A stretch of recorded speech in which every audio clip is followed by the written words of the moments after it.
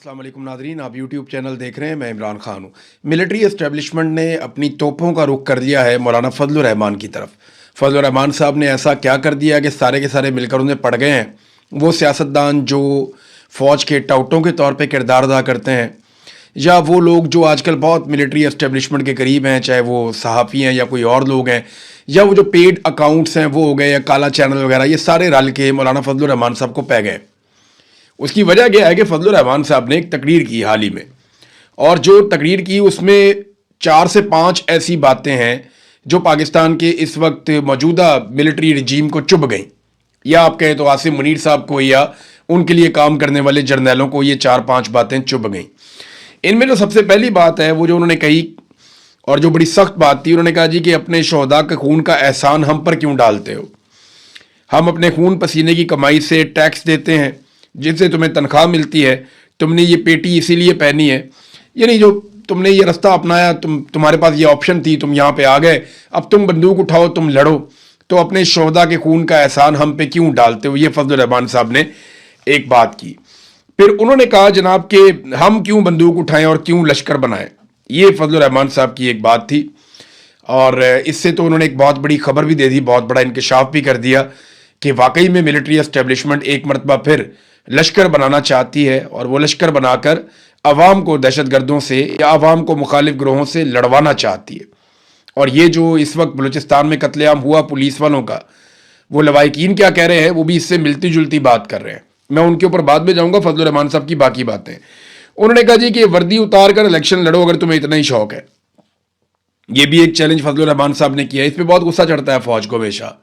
वो ये कहते हैं कि आप अनकंडीशनली इस बात को तस्लीम करें कि हमारा जो चीफ है या हमारा जो आर्मी चीफ है वो पाकिस्तान का सबसे मकबूल आदमी है, वो है पाकिस्तान का सबसे बड़ा हीरो। इसको आप अनकंडीशनली आप मान लें, इसके रास्ते में आपने कोई रोड़े नहीं अटकाने। ये हमेशा से एक हीरोइज्म, एक हीरोगिरी का शिकार रहते हैं। लेकिन मामला ये है कि ग्राउंड रियलिटी ये नहीं होती।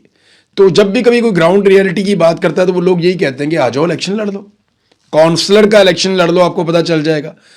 जब परवेज मुशर्रफ, जिनको बहुत जोम था अपनी मकबूलियत का, जब उन्होंने इलेक्शन लड़ा तो पूरे पाकिस्तान में एक सीट मिली थी उन्हें, वो भी चित्राल में कहीं जाकर एक सीट उन्हें दिलवाई गई थी कि चलो एक आधी सीट तो मिल जाए।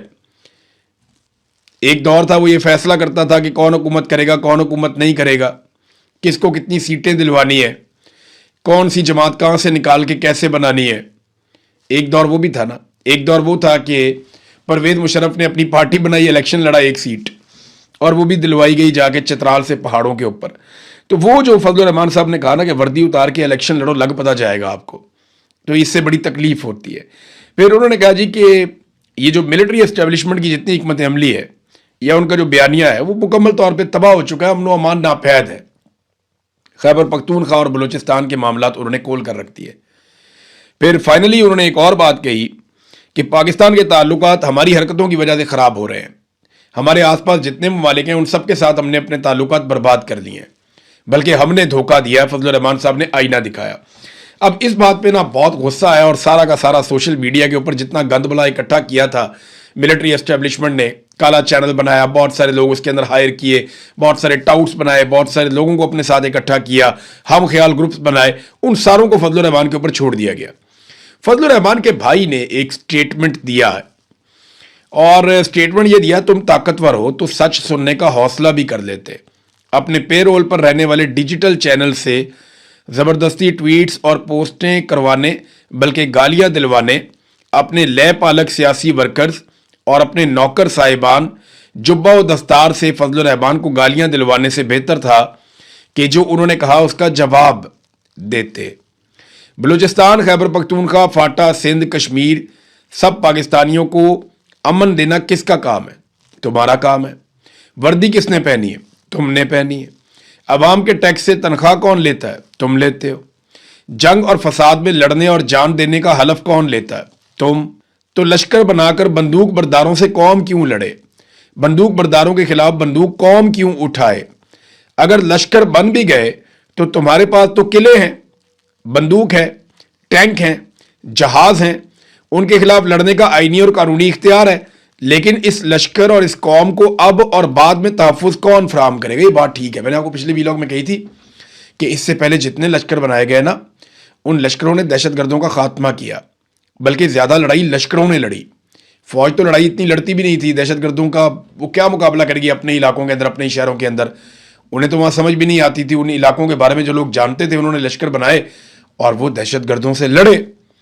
لیکن ہوا کیا؟ بعد میں ان کا قتل عام ہوا. دہشت گرد تو اس وقت ہار گئے، لیکن بعد میں ٹارگٹ کلنگ شروع ہو گئی، اور اس لشکر میں شامل لوگوں کو ایک ایک کر کے، کوئی بازار میں جا رہا ہے، کوئی گاڑی پہ جا رہا ہے، کوئی کہیں جا رہا ہے، کوئی ٹریول کر رہا ہے، کوئی گھر میں ہے، انہیں ٹارگٹ کلنگ کیا گیا، ان سب کو مارا گیا. اور یہ ساری چیزیں رپورٹ ہوئی ہیں، میں آپ کو ان کی پوری ایک تفصیلی رپورٹ دوں گا. پھر وہ یہ کہتے ہیں انہیں تحفظ بعد میں کون فراہم کرے گا؟ جس قوم کو تم نے خود ڈی ویپنائز کر کے دہشت گردوں کے رحم و کرم پہ چھوڑا ہے، ان کو دوبارہ اسلحہ دے کر واپس کیسے لوگے؟ قوم کی جو دشمنی وجود میں آئے گی اور اس میں جو نسلیں برباد ہوں گی، اس کا حساب کون دے گا؟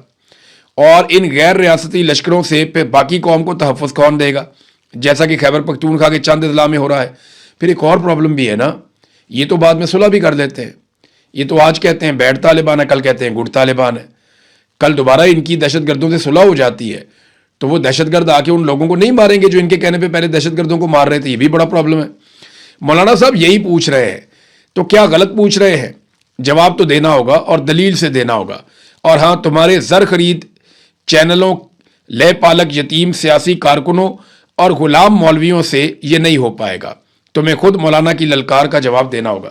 مولانا کی للکار کا ٹرینڈ چل رہا ہے. ویسے فضل الرحمان کی پارٹی کو شاباش ہے، انہوں نے کافی پنگا لیا ہے، اور ملٹری اسٹیبلشمنٹ سے ان کی جو اب لڑائی ہوئی ہے تازہ، اس کے ریزن بھی ہیں. دیکھیں نا، فضل الرحمان صاحب کو ایک تو اقتدار میں حصہ نہیں ملا، جو بڑی سخت زیادتی ہے. انہوں نے بڑی خدمات سر انجام دی تھی رجیم چینج آپریشن میں، لیکن اس کے مطابق انہیں سیٹیں نہیں دی گئیں. بنتا تو یہ تھا کہ جب فارم 47 بانٹے جا رہے تھے تو فضل الرحمان صاحب کو 30-40 فارم 47 بانٹ کے ان کی دلی خواہش پوری کی جاتی، انہیں صدر پاکستان بنایا جاتا. وہ نہیں کیا گیا. تو یہ بڑی تکلیف دہ چیزیں ہوتی ہیں. یہ درد وہی سمجھتا ہے جو اس درد سے گزرا ہوتا ہے. اب فضل الرحمان صاحب کو اور ان کی پارٹی کے لوگوں کو کہا جاتا ہے لشکر بناؤ. انہوں نے پول کھول دیا. اور یہ لشکر بنانے کے بارے میں یہ جو قتل عام ہوا ہے نا پولیس والوں کا، سیکیورٹی اہلکاروں کا زیارت میں کوئٹہ کے قریب، یہ واقعات اسی سلسلے کی ایک کڑی بتائے جاتے ہیں. یہاں پہ لواحقین جو ہیں وہ ابھی بھی لاشیں رکھ کر سڑکوں پہ بیٹھے ہوئے ہیں، اور ریاست کو کسی قسم کا کوئی احساس نہیں ہے. کوئی اس پہ بات کرنے کو بھی تیار نہیں ہے. پاکستان کی میڈیا کو اجازت ہی نہیں ہے کہ وہ اس کے اوپر بات کرے. وہاں خواتین بھی آ گئی ہیں لواحقین کے ساتھ، اور وہ یہ بتا رہی ہیں، خواتین نے وہاں تقریر کرتے ہوئے کہا کہ 2 کلومیٹر دور ایف سی کا قلعہ تھا اور وہاں پہ بھاری ایف سی کی نفری اور ہتھیار تھے، مگر کوئی نہیں آیا. یہ شہید محمد آصف کی ایک رشتہ دار ہے، وہ بتا رہی تھی کہ نہ تو یہ خود آئے ایف سی والے مدد کرنے کے لیے، فوج یا ادارے خود بھی نہیں آئے، اور اسلحہ پہنچانے والوں کو بھی وہاں جانے نہیں دیا گیا. اور وہ کہتے ہیں ہمارا قصور یہ ہے کہ بلوچستان منرل سے بھرا ہوا ہے، معدنیات ہیں بہت زیادہ وہاں پہ، اور آپ اسے ہڑپ کرنا چاہتے ہیں. دہشت گردوں نے ہمارے پیاروں کے چہروں پر تیزاب پھینکا. ایسا ظلم تو فلسطین میں بھی نہیں ہوتا. تو ہم دعا کرتے ہیں کہ یہ آخری شودا ہوں پولیس کے، سیکیورٹی فورسز کے. لیکن یہ لیویز کے ساتھ، پولیس کے ساتھ لگاتار ہو رہا ہے، لمبے عرصے سے ہو رہا ہے. تو ناظرین، فضل الرحمان صاحب کی تازہ لڑائی ہوئی ہے، اور لڑائی کا ریزن یہ ہے کہ ملٹری اسٹیبلشمنٹ نے فضل الرحمان صاحب کو دھوکہ دیا. جو ان کے ساتھ چیزیں طے ہوئی تھی وہ نہیں کی، اور اب فضل الرحمان صاحب سے ڈو مور کی ڈیمانڈ کر رہے ہیں. تو باری باری سب کی باری ہے. اگر سارے اکٹھے ہو کر نہیں لڑیں گے تو یہ سب کو باری باری ماریں گے. یہ بات تو سچ ہے. ابھی تک عاصم منیر صاحب نے کس کس سے لڑائی کی اور کس کس کو فتح کر لیا ڈرا کر دھمکا کر، اور کون کون ایسا ہے جس نے سرنڈر نہیں کیا، وہ میں آپ کو بتاتا ہوں. آرمی چیف بننے کے بعد انہوں نے جو لڑائی کی، ایک تو انہوں نے پیپلز پارٹی اور پی ایم ایل این نے تو فوری طور پہ سرنڈر کر دیا. پی ایم ایل این اور پیپلز پارٹی کو انہوں نے فتح کر لیا، اور ان جماعتوں نے مکمل طور پہ ملٹری اسٹیبلشمنٹ یا آرمی چیف کے سامنے سرنڈر کیا ہے. بلکہ اس لیول کا سرنڈر کیا ہے جو تاریخ میں کسی اور پولیٹیکل پارٹی نے نہیں کیا. آج آصف علی زرداری جو انقلابی بنا پھرتا تھا، وہ یہ کہتا ہے اپنے جلسوں میں کہ جناب ہم اسٹیبلشمنٹ کے ہاتھ مضبوط کریں گے. بلاول بھی اسی طرح کی تقریریں کرتا ہے، جبکہ نواز شریف جو ہے اس کو چپ کا روزہ لگ گیا ہے، اور شہباز شریف اقوام متحدہ تک میں جا کر فیلڈ مارشل کی گردان کرنے سے باز نہیں آتا. تو انہوں نے منہ کے اندر جوتا دبایا ہوا ہے اور پالش میں لگے ہوئے ہیں. تو اب عاصم منیر صاحب کا تازہ مقابلہ تو فضل الرحمان سے ہے، لیکن ابھی تک جو ان کے مقابلے ہوئے نا اس میں پہلا مقابلہ انہوں نے عمران خان کے ساتھ کیا، عاصم منیر نے. تو اس مقابلے کے نتائج یہ ہیں کہ ابھی تک عمران خان ناقابل شکست ہے، وہ ہار نہیں رہا بلکہ اس نے جیل سے بیٹھ کر عاصم منیر صاحب کو بدترین شکست دی 2024 کے فروری کے انتخابات میں. دوسرا مقابلہ عاصم منیر صاحب کا ہوا تحریک لبیک سے ٹی ایل پی والوں سے، اور اس مقابلے میں بھی ایسا لگتا ہے کہ وہ دونوں بھائی ہار ماننے کو تیار نہیں ہیں. انہیں ابھی تک جبری طور پہ لاپتہ رکھا گیا ہے، اور کبھی کبھی وہ زور لگاتے ہیں، کبھی سوشل میڈیا پہ، کبھی کسی اور طریقے سے، لیکن پی ٹی آئی نے ان سے بہت بہتر لڑائی لڑی ہے. تیسرا مقابلہ مارنگ بلوچ کے ساتھ ہوا عاصم منیر صاحب کا. وہ آزادی اظہار رائے کا استعمال کرتے ہوئے انسانی حقوق مانگ رہی تھی بلوچستان کے لوگوں کے لیے، تو انہیں جیلوں میں ڈال دیا گیا اور انہیں لمبی لمبی سزائیں سنا دی گئیں، مارنگ بلوچ کو اور ان کے ساتھیوں کو. تو وہاں پہ بھی وہ لوگ ہار نہیں مان رہے. چوتھا مقابلہ جو عاصم منیر صاحب کا ہوا وہ اسلام آباد میں ہوا ایمان مزاری اور ان کے شوہر سے. اس مقابلے میں جو ہے وہ انہوں نے دونوں میاں بیوی نے سرنڈر نہیں کیا. بدترین حالات کا وہ سامنا کر رہے ہیں لیکن انہوں نے ابھی تک سرنڈر نہیں کیا. میڈیا نے سرنڈر کیا ہے عاصم منیر صاحب کے سامنے. اگر کہیں اوورال آپ دیکھیں تو زیادہ میڈیا عاصم منیر صاحب کے سامنے سرنڈر کر گیا ہے. عدلیہ جو ہے وہ آلموسٹ آپ سمجھ لیں 80% عاصم منیر صاحب کے سامنے سرنڈر کر گئی ہے، لیکن پاکستان تحریک انصاف نے سرنڈر نہیں کیا، مارنگ بلوچ نے، ایمان مزاری نے سرنڈر نہیں کیا. اب کشمیریوں کے ساتھ ایک تازہ لڑائی شروع ہوئی ہے، اس میں کشمیری ہار نہیں مان رہے. یہاں برطانیہ میں کشمیریوں نے ریکارڈ احتجاج کیا، تاریخی احتجاج کیا، اور کشمیری آزاد کشمیر میں بھی ڈٹ کر کھڑے ہیں، تو وہ بھی ہار نہیں مان رہے. اب تازہ لڑائی جو آخری ابھی شروع ہوئی ہے عاصم منیر صاحب کی وہ ہے فضل الرحمان صاحب سے. تو دیکھتے ہیں کہ فضل الرحمان صاحب کب تک لڑ پاتے ہیں. فضل الرحمان صاحب ایسے لمبی لڑائی کبھی بھی نہیں لڑتے، انہوں نے تو پرویز مشرف سے بھی لمبی لڑائی نہیں لڑی تھی، وہ بیچ میں کہیں نہ کہیں. اور فضل الرحمان صاحب تب تک لڑتے بھی نہیں ہیں جب تک کہ انہیں پوری طرح یقین نہ ہو جائے کہ اب لڑائی لڑنے کا وقت آ گیا ہے. یا تو عاصم منیر صاحب کا جو مکمل فیلئر ہوا ہے ان کے رجیم کا، انہوں نے پاکستان کی ہر شے کو تہ و بالا کر کے تباہ کر دیا ہے اور اس رجیم کو کوئی کامیابی نہیں ملی، اس کی وجہ سے شاید بہت زیادہ انٹرنل ایک رد عمل ہے اور فضل الرحمان صاحب اس صورتحال کو بھانپ گئے ہیں. ورنہ فضل الرحمان صاحب موقع محل دیکھے بغیر کبھی بھی لڑائی میں اترتے نہیں ہیں، یہ بات ہم سب بڑی اچھی طرح جانتے ہیں. ناظرین، سہیل افریدی صاحب، بلکہ میں خواجہ آصف صاحب نے جو سٹیٹمنٹ دیا پہلے ذرا وہ آپ دیکھ لیں. بڑا سخت سٹیٹمنٹ خواجہ آصف نے دیا فضل الرحمان کے خلاف.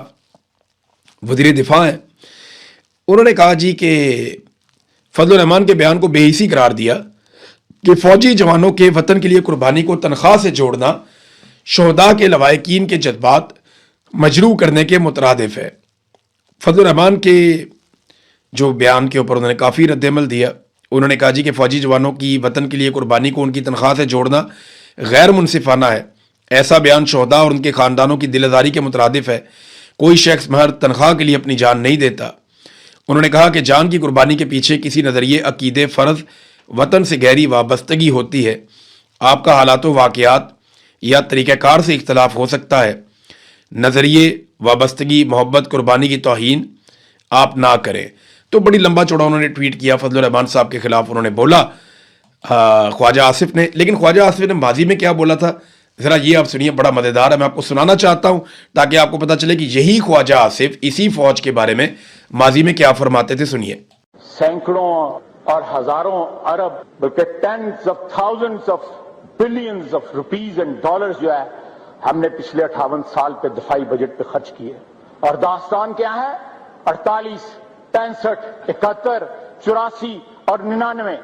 کوئی آزاد کمیشن جو ہے اس ملک کے نمائندوں کا اگر بٹھا دیں اور ان 5 جنگوں کی انکوائری کروائیں تو کسی بھی شخص میں ایک رتی بر بھی جو سیلف ریسپیکٹ ہوگا تو اس کا سر جو ہے جھک جائے گا.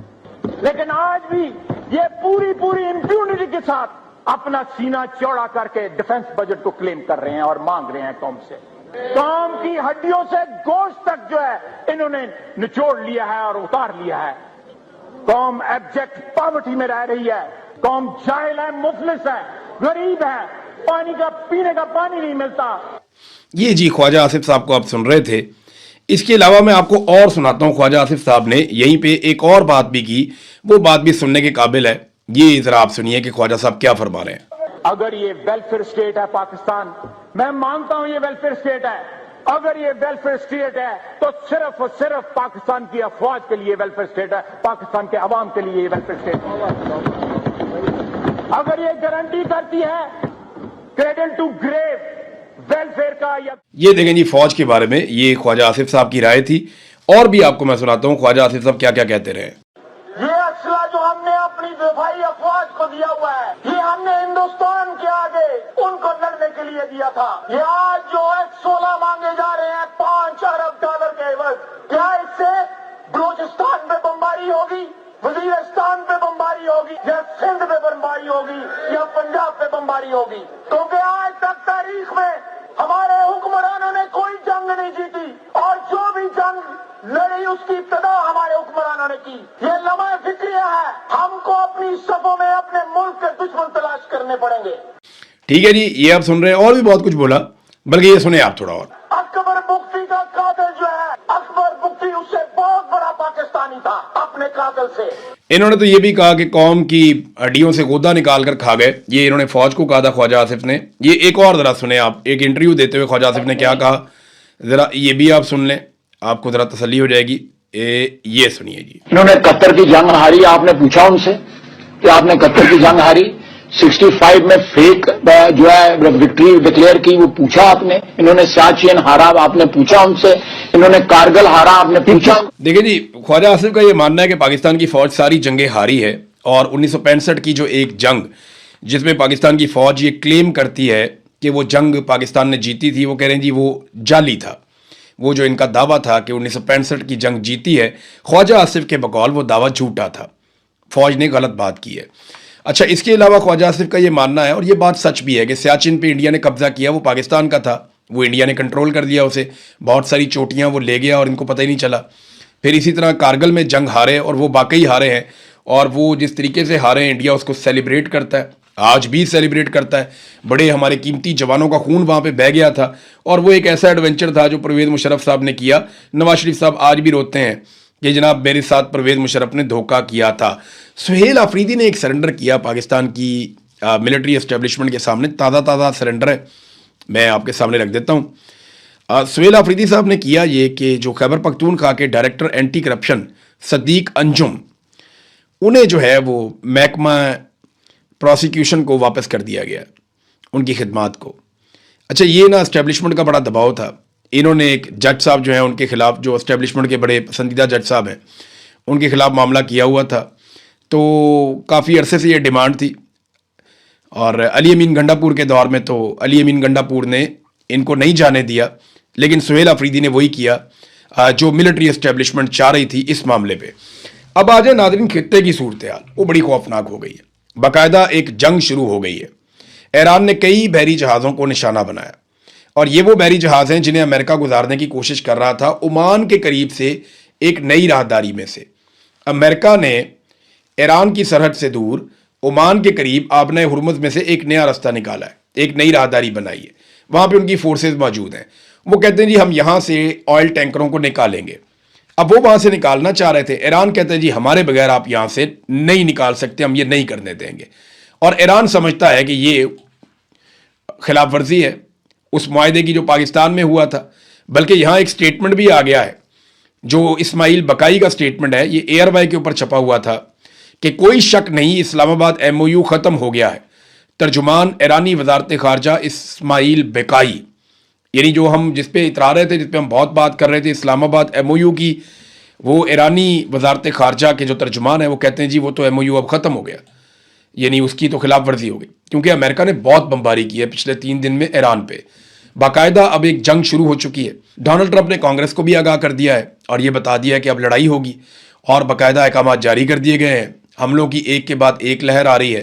ایران جوابی حملے کر رہا ہے، ادھر سعودی عرب نے اٹیک کر دیا ایک ایئرپورٹ پہ یمن میں، اور یمن کے جو حوثی ہیں انہوں نے اٹیک کر دیا سعودی عرب میں ایئرپورٹ کے اوپر، اور وہاں پہ کچھ آگ کے شعلے اٹھتے ہوئے دکھائی بھی دیے، لیکن سعودی سورسز یہ کہہ رہے ہیں کہ انہوں نے تمام جو میزائل مارے گئے تھے یا راکٹس مارے گئے تھے یمن کی جانب سے، ان تمام کو انہوں نے ہوا میں تباہ کر دیا۔ تو خطے کی صورتحال کوئی بڑی اچھی نہیں ہے، عجیب و غریب صورتحال پیدا ہو گئی ہے۔ یہاں ڈونلڈ ٹرمپ نے ایک سٹیٹمنٹ دیا جس کا جواب ایران نے دیا ہے۔ ڈونلڈ ٹرمپ نے دوبارہ اعلان کر دیا کہ آبنہ ہرمز کی ہم ناکہ بندی کر رہے ہیں اور گزرنے والے ہر جہاز سے 20% ہم فیس وصول کریں گے.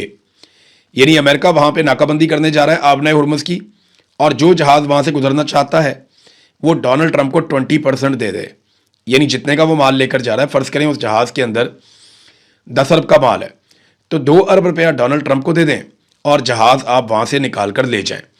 تو یہ جناب اب ڈونلڈ ٹرمپ نے اس قسم کی بات کی ہے. اس کے جواب میں جو ایرانی وزیر خارجہ ہیں انہوں نے بڑا مزیدار رپلائی دیا. انہوں نے کہا جی کہ